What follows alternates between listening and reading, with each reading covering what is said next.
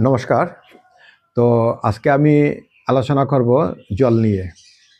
তো জলটা মানুষের জীবনের একটা প্রধান জিনিস। জলকে বলা হয় জীবন। জলের মাইনে অনেক রাখে মানুষের জীবনে।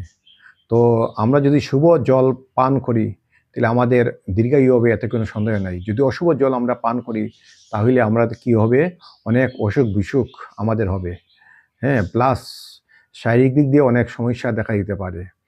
কাজেই আমরা চেষ্টা করব যে আমাদের রিজার্ভার বা টিউবওয়েল, হ্যাঁ, বা জলের ট্যাঙ্কি যে সমস্ত আসে সেই সব যাতে বাস্তুমতে, হ্যাঁ, বাস্তুর দিক অনুযায়ী আমরা সেই সব স্থানে আমরা যাতে তৈরি করি।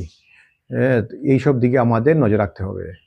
তো তো যদি আমরা উত্তর দিকে জলের ট্যাঙ্কি আমরা স্থাপনা করি বা বানাই যদি, তো উত্তর দিকটা ভীষণ অশুভ।